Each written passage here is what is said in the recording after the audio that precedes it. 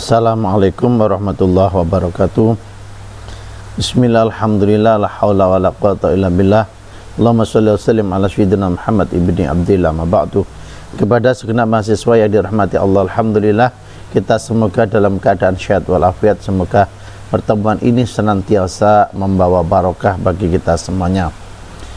Pada pertemuan ini kami akan membahas tentang model pembelajaran berbasis proyek atau project based learning. Apa definisi atau konsep pembelajaran berbasis proyek atau project based learning, atau lebih dikenal dengan PJBL? PJBL adalah metode pembelajaran yang menggunakan proyek atau kegiatan sebagai media, di mana peserta didik melakukan eksplorasi, penilaian, interpretasi, sintesis, dan informasi untuk menghasilkan berbagai bentuk hasil belajar. Pembelajaran berbasis proyek merupakan metode belajar yang menggunakan masalah sebagai langkah awal dalam mengumpulkan dan mengintegrasikan pengetahuan baru berdasarkan pengalamannya dalam beraktivitas secara nyata. PBL dirancang untuk PJBL, Project Based Learning, dirancang untuk digunakan pada permasalahan kompleks yang diperlukan peserta didik dalam melakukan investigasi dan memahaminya. Melalui PJBL, proses inquiry atau menemukan dimulai dengan memunculkan pertanyaan penuntun, guide question, dan membimbing peserta didik dalam sebuah proyek kolaboratif, berkelompok, berkolaborasi yang mengintegrasikan berbagai subjek materi dalam kurikulum. Pada saat pertanyaan terjawab, secara langsung peserta didik dapat melihat berbagai elemen utama sekaligus berbagai prinsip dalam sebuah disiplin yang sedang dikajinya. PJBL merupakan investigasi mendalam tentang sebuah topik dunia nyata.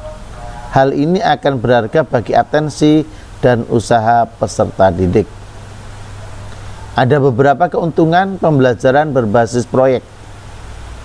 Meningkatkan motivasi belajar peserta didik untuk belajar, mendorong kemampuan mereka untuk dapat melakukan pekerjaan penting, dan mereka perlu untuk dihargai, diberi kepercayaan. Meningkatkan kemampuan pemecahan masalah, tidak hanya mengerjakan soal tetapi ada pemecahan masalah sambil diskusi. Membuat peserta didik menjadi lebih aktif dan berhasil memecahkan problem-problem yang kompleks. Meningkatkan kolaborasi, kerjasama, kerja kelompok, ada discussion learning, diskusi, kolaboratif learning, pembelajaran berkolaborasi. Mendorong peserta didik untuk mengembangkan dan mempraktikkan keterampilan komunikasi. Ya, ada komunikasi antar teman sejawat, antar guru, ada diskusi, ada presentasi. Meningkatkan keterampilan peserta didik dalam mengelola sumber belajar. Semua sumber belajar bisa dijadikan dalam pembelajaran berbasis proyek. Memberikan pengalaman kepada peserta didik dalam pembelajaran dan praktek dalam mengorganisasi proyek dan membuat alokasi waktu dan sumber-sumber lain seperti perlengkapan untuk menyelesaikan tugas. Menyediakan pengalaman belajar yang melibatkan peserta didik secara kompleks dan dirancang untuk berkembang sesuai dunia nyata. Melibatkan peserta didik untuk belajar mengambil informasi dan menunjukkan pengetahuan yang dimiliki. Mengambil informasi itu eksplorasi. Dia mengeksplorasi kemampuannya, pemikirannya, kemudian dirakit dalam diskusi kelompok, ya, dan diimplementasikan dalam dunia nyata.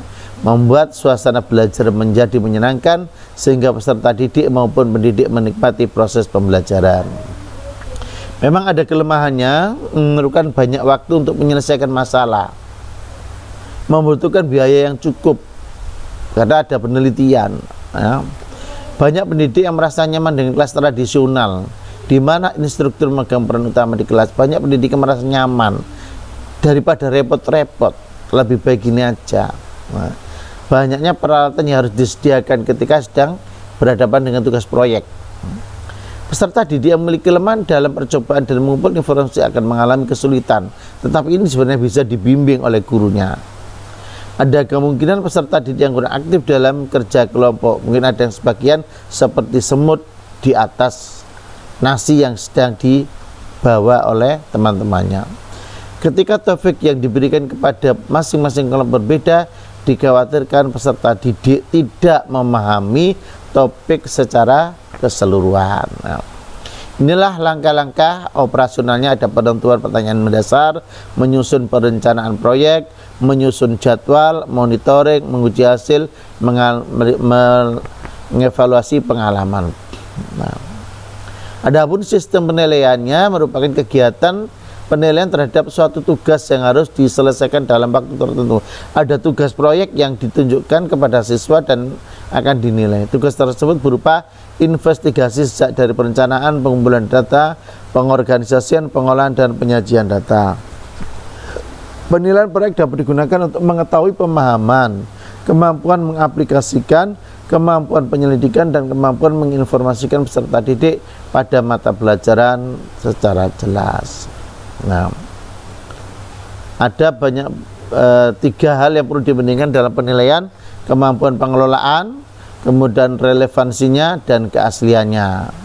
Ini contoh ya, bisa dibaca oleh teman-teman, contoh bagaimana pembelajaran dengan menggunakan PJBL ya. Contoh KD-nya menganalisis bentuk-bentuk perilaku yang muncul sebagai dampak globalisasi, konsumerisme gaya hidup. Nah, indikatornya ini kita lihat ya. Adapun tugas penilaiannya, nah, intinya apa? Tugasnya adalah lakukan penelitian sederhana di lingkungan sekitar mengenai pengaruh iklan di media cetak maupun di media elektronik terhadap gaya hidup anak, atau pengaruh pembelajaran learning ya, terhadap anak-anak usia pendidikan dasar. Bisa diteliti. Nah, saudara-saudara, demikian yang saya sampaikan. Mudah-mudahan ada manfaatnya. Untuk lainnya akan kita lakukan tugas ya. Satu tugas lakukan ya, buatlah judul tugas penilaian proyek ya. Demikian, terima kasih. Mudah-mudahan kita diberikan Allah kesehatan dan senantiasa panjang umur. Semoga pertemuan membawa barokah. Assalamualaikum warahmatullahi wabarakatuh.